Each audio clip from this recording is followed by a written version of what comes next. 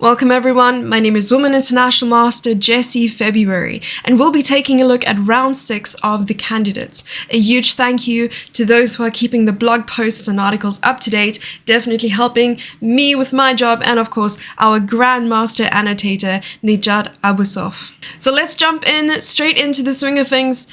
We have 2 decisive games. That's like all the content we need. That's it. I think that's the whole video. We can go home now, I think. Let's actually analyze them.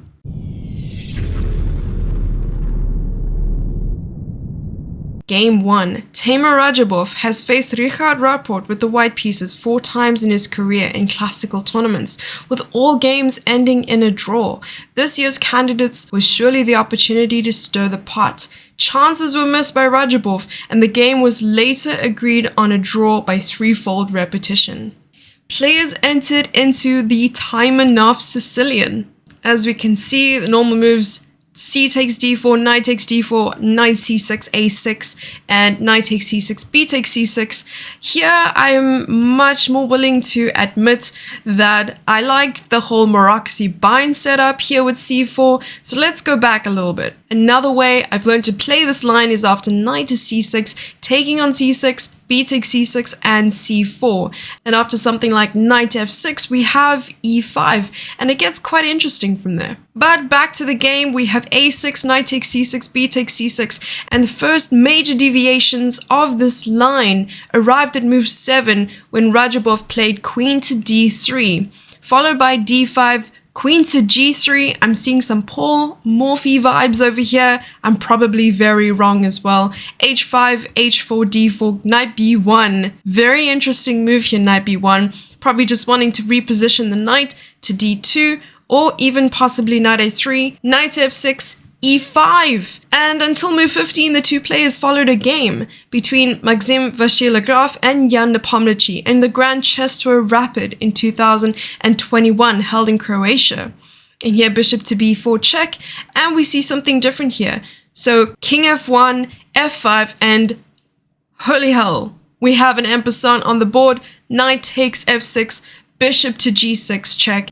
And after king d7, there's bishop to g4. Rook to f8, c3 was played, and bishop to d6 later on. And after taking on d4, queen takes d4, and queen to c3.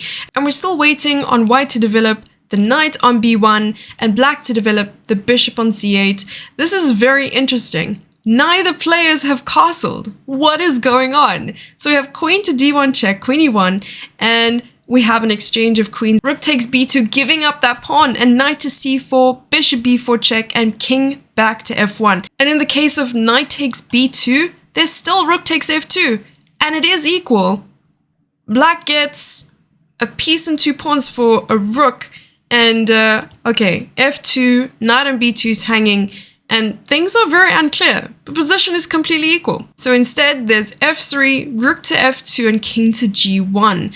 Bishop to c5, just getting that discovered attack on the king, and after capturing the knight, we have rook to f4 check with a discovered check, bishop takes. This is very interesting. I mean, knight could have just been left there, and the king could have gone to h2, but here instead, knight to e3, bishop takes, king h2, and rook takes g4. And that way, white gains the bishop, even after losing a pawn here, and rook takes g6, rook to d1 check. And it's crazy, after all those exchanges, they seemingly equal in terms of minor and major pieces. Although black here is 2 pawns up. The outcome of it is that rook and opposite color bishops endgame with Rajabov for 2 pawns down. And in exchange for being 2 pawns down, Richard Rapport has a very weak bishop, and those extra pawns are isolated. So rook to b1, bishop to b7, and bishop to c5, completely locking down this b7 bishop. Rook e8, and bishop to d6. So the engine picked up on this move being rather dubious and called it an inaccuracy. So let's take a look at the line quickly, which was recommended instead that white does. Obviously, if the bishop doesn't move, there will be checkmate on d8.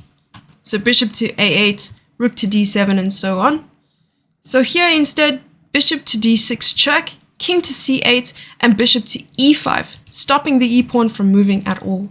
And here, rook to g4 by black. It was also referred to as a mistake, and instead rook f8 was better, rook to b2, and so on. So rook g4, rook f1, and white is ready to take the advantage of the black's uncomfortable placement with the rook already attacking the bishop from the b file, and being ready to play rook f7 on the next move.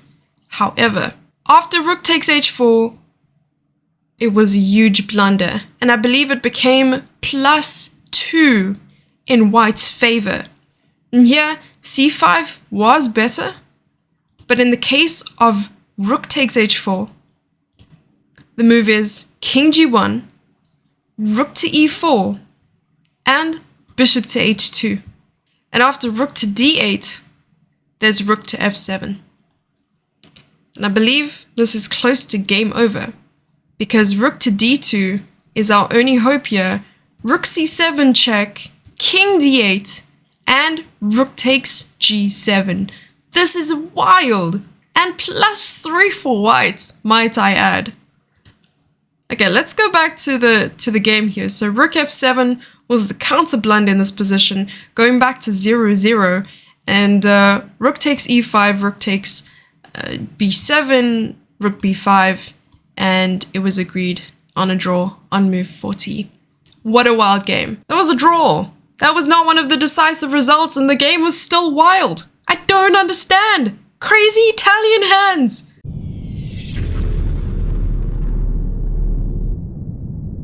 Game 2, Alireza Firouzja, with a lot of pressure to handle this tournament, was defeated by Fabiano Caruana.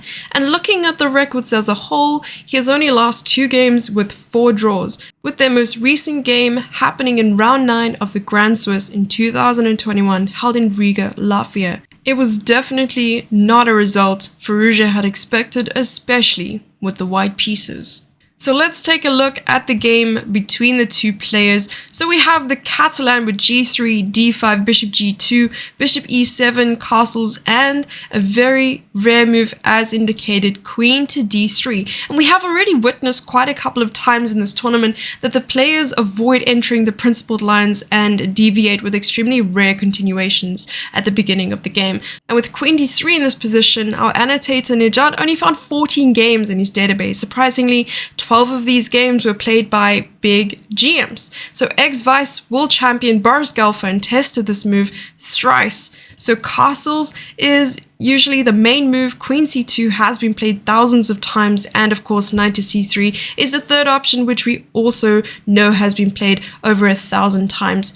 So here, c5 after queen d3, and well, I suppose b6 looks natural too. C takes d5, as it happens often in the Queen's Gambit decline structures. Once black plays b6, white captures on d5, and knight takes d5, e takes d5, knight c3 shall lead to a slightly more comfortable position for white. So here white decides to castle, so c takes d4 after castles, and here knight takes d4, knight to c6. And in the case of e5, it actually weakens the f5 square, so knight f5, and white immediately takes advantage of it. So c takes d5, knight takes d4, queen takes d4, and knight takes d5. I believe this was the critical position of the game. Basically, in the next move, white decides how the game will continue. So white perhaps should have spent more time here trying to evaluate the alternative possibilities and go for the most principled continuation. And rook to d1. Frankly speaking, this seems like a lazy move, at least indicated by our annotator from Firouzja. White improves the position of the f1 rook, however, it has no real threat or anything. So going back to the game, we have bishop to f6, queen to g4, bishop to d7, and knight to d2, just trying to get the pieces out there, and knight to f3, rook to c8, and e4 by white. Now it's more like black is having the Catalan pull with the bishop on f6. I'd try to fight against it, but offering the bishop trades like bishop to g5, bishop takes g5, and queen takes g5, queen takes, knight takes, rook c2, rook a to b1, and white maintains equality here. So after e4, e5, very strong move here, by black pieces, queen h5 and knight to b4. Now black's clearly more comfortable in this position and white has to be extremely accurate in order to not get into any trouble. So bishop to g5, and white tries to simplify the position. Our annotator quite likes this move as well. Bishop takes g5, knight takes, and h6. Knight back to f3, and its only move, obviously. Knight to c6, and rook takes d7 was a very interesting one. So here, it was played after 6 minutes of thinking, and is a tactical blunder. White wanted to trade off pieces and draw the game, but they overlooked a simple 2-move nuance after their position is nearly losing here. So queen takes d7, bishop to h3, and f5. What did Firouzja miss here? Now white realizes they have lost material. It's extremely rare to see Firouzja blundering like that. So here, in the case of queen d6, just bishop takes c8, rook takes c8, and king g2 is something Firouzja's aiming for, but sacrificing the exchange on the 20th move here. So f5, pawn takes f5. In the case of bishop takes f5, queen to e8, and queen to g4. So here it is impossible to win the exchange because in the case of queen takes, rook takes, and the bishop's no longer attacking the rook. And after queen to g4, just leaves the rook free to move.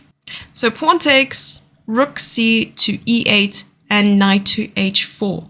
And e4 by black. It's important for the side that has the material advantage to create a plan on either flank or in the center. And with e4 here, black intends to go for e3 next and create a strong play against white's king.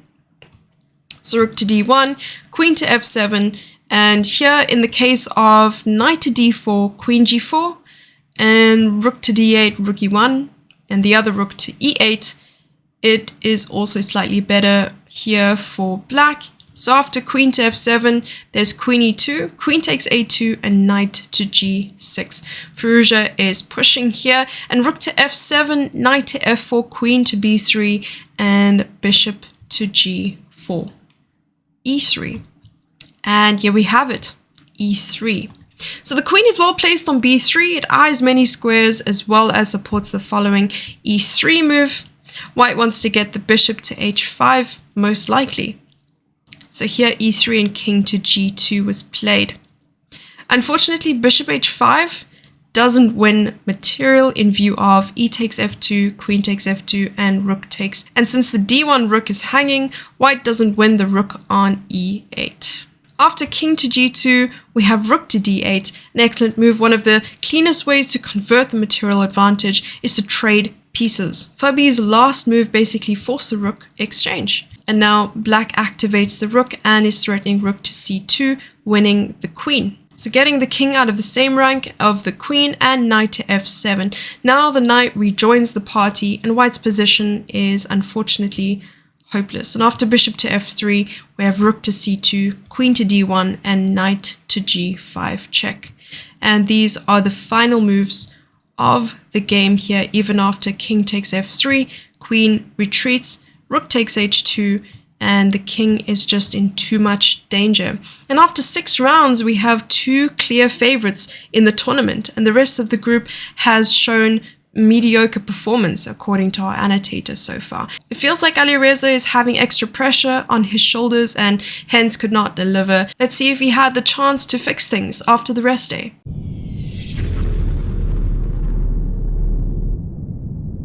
Game 3. Nakamura has faced Ding 7 times in his career in classical tournaments, having lost none of them. With some extra effort, he managed to maintain this in round 6 of the candidates as well. It always pleases me to go through a game that showcases one of my favorite openings, the Italian. And after rook to e1, h3, we see some differences here. a5, h6, and bishop to e6. And here Nakamura decides to play bishop to b5, attacking the knight here, and after queen to b8, bishop takes c6, b takes c6, and d4. Definitely out of theory already from what I'm familiar with, and c takes d4. And in the Italian game, we have the 2 players being in known territory until move 13, and c takes d4 following a game between Anish Giri and again Ding Liren in 2019, where Ding had played bishop to b4, a3, Bishop takes d2, bishop takes d2, and the game ended in an uneventful draw. And in this game, Ding decided to play bishop to b6, and after a4, rook to e8, and rook to a3. Another idea tested by Giri in the European Team Championship 2019 in Batumi against Anton Gojaro. Here, instead of queen to a7, queen b7, and white is continuing his plan with rook a to e3. So in the case of Ding's move, queen to a7, white replied with knight to f1 and e5. And this was considered a minor inaccuracy where knight g3 was better, but not something worth noting. So we have knight to e4 after e5 and knight 1 to d2. Back again. Bishop to f5 and rook to e2. And after rook a to d8, we have knight b3 and c5 by black, trying to get rid of those double c pawns. And after white captures on c5, bishop takes. After queen takes, knight to d4 and bishop to d7. Bishop to f4, queen e7, and here we see some maneuvers. And it's very important to note here that bishops are of opposite color, and black here decides to exchange the bishop for the knight. And after knight to g5, rook takes a5 and knight to e6. A perfect blockade for the e-pawn. Bishop to d2 and d4 by black. Rook comes back to a3, just trying to stop the pawn and swing the rook over to g3 to attack the king side. And here after rook e1, queen takes b5 and queen to h5. Queen takes b2 and bishop takes h6, and things are looking spicy. However, after d2, there's rook d1 and rook to d5, and there's no attack on the king side. This knight has just maintained such a strong position on the king side and defended quite well. And even after exchanging, there are a series of checks, but no matter, it just leads to a draw.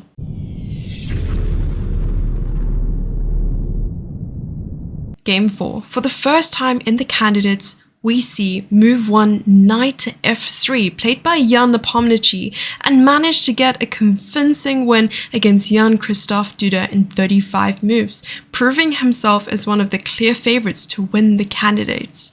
So as we discussed in the introduction, knight f3 takes the world by storm. Considered a novelty in the Candidates Tournament 2022, previously Jan tested only e4 in his games versus Fabi and Firouzja. And here d5, g3 and bishop to g4 was played after 7 minutes of thinking. I believe it was the first mini win in the opening stage of the game for Nepo, throwing his opponent off and taking him out of preparation. And here after bishop to g2, we have e6 castles and knight to d7, h3, bishop to h5, and d4. d3 is the old main move. Here after knight g to f6, knight b to d2, and going for e4. So after d4, we have knight g to f6, c4, c6, and capturing on d5. And after e takes d5, so far players follow one of the main lines in the reti. In this position, white has a dilemma of 3 to 4 different moves and decides to play knight to e5. And after knight takes e5, d takes e5, knight to e4, and knight to d2, just countering the really strong knight on e4 here. So knight to d2. Knight takes d2, bishop takes d2, and bishop to c5. And after rook to c1, queen e7 to defend the bishop, and king to h2, preparing a possible g4 castles, and g4 as we see bishop to g6 and f4. Extending on the king side, h6, and queen to e1. Very interesting move, and our annotator is quite fond of this move too, by intending to play e4 at a certain point. White also keeps an option of bringing the queen to g3 at a later stage. So here rook f to e8 and queen to g3 was played, so bishop to h7 and h4, and the attacking begins. Rook a to d8 and g5 happens here, so h takes. I love attacking chess. H takes g5 and bishop to b4 over here. Bishop takes, queen takes, and at least the queen is away from the king side now. And look at how strong these 3 pawns look. Absolutely incredible here. Queen takes b2, just dropping the pawn, but who cares about pawns when you have the king side in mind here. E6 taking on e6 and g6, trapping the bishop, and after capturing on f5, taking the bishop on h7, and here it's check. You would assume the king would take, but king h8. Duda goes for intuitive chess here, whilst king takes h7 could possibly save the day for him. The idea is that black wants to collect as many pawns as possible before offering a queen trade with possible queen e5, and of course it is forced to exchange queens. You know, white will not have enough material to actually win the game. But after king to h7, rook b1, queen to f6, and rook takes b7. Unfortunately here, after rook takes e2, it loses on the spot. Rook takes f5, queen to h6 check, king to g1, and even after rook takes a2, we can see here that black is 3 pawns up, but is not enough after rook f7, rook to a1, bishop f1, and after d4, we have rook to g5, queen d6, offering a trade of queens, but nope, queen to f2, and queen a3 with rook g3.